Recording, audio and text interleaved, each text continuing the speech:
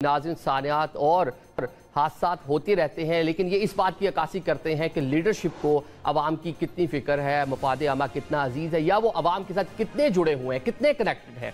हमने सारे देखा, आपके सामने है दिलखराश वाक़या है सवात का, जहाँ पर 11 लोग जो हैं वो जहाँ बाक हो चुके हैं, अभी तक 3 लापता हैं। एक बड़ा सानिया है। पॉलिटिकल लीडरशिप की जो स्टेटमेंट्स हैं वो भी हमने आपके सामने रख दी कि वो इस पूरे साने पर क्या सोच रहे हैं। सूबे के चीफ एग्जीक्यूटिव अली अमीन गंडापुर, जब उनसे पूछा गया कि आप इस पर क्या कहेंगे, जनाब आपके सूबे में 11 कीमती जानें जो 1 घंटा तक रेस्क्यू ऑपरेशन का इंतजार करती रहीं, कोई उनको बचाने नहीं आया। जो लोग आए तो उनके पास उस तरह का सामान, उस तरह का इक्विपमेंट नहीं था, जो कीमती जानें हैं वो ज़ाया होगी। तो वो कहते हैं जनाब वहाँ पे तंबू या इस तरह की सारी चीज़ें पहुँचाना मेरा काम नहीं था। एक हायरार्की है, एक ब्यूरोक्रेसी है, तो वहाँ मौजूद थे, सिस्टम वहाँ पे काम कर रहा था। अब सीएम ने नोटिस लिया है इस पूरे मामले का और क्या किया जनाब, 4 अफसरान को मुअत्तल कर दिया है। डिप्टी कमिश्नर सवात भी उनमें शामिल हैं। अब जब डिप्टी कमिश्नर से पूछा जाएगा वो कहेंगे जनाब मेरे नीचे एक असिस्टेंट कमिश्नर है। असिस्टेंट कमिश्नर से जब पूछेंगे वो कहेंगे रेस्क्यू का अदारा मौजूद है। रेस्क्यू के अदारे के पास जब जाएंगे तो वो कुछ जवाब दे रहे हैं। वो कह रहे हैं मौका पर पहुंचे, देर से पहुंचे, हमारे पास इक्विपमेंट ही नहीं था,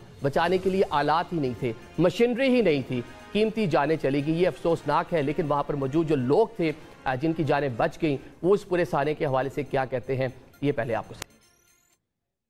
होटल से नीचे उतरे, बच्चों ने बोल रहा हम सिंध देख रहे, तो इसमें आवाज आ गई, भाई पानी आ गया। पानी जिस टाइम आया तो हम वापस आ रहे थे तो पानी ने घेर लिए, तो रिस्क्यू वाला उस वक्त पहुंच गया, तो किसी ने हरकत नहीं किया, न हाथ लगाए न कोई सीढ़ी लगाए, बस इसी तरह खड़ा था। हमारा तकरीबन 18-19 बंदे था, तो उसमें 6 हम बच गया। बड़े भाई के 3 बच्चे थे, छोटे की 4 थे, उसके छोटे 4, 8, 3, 14-15 लोग थे।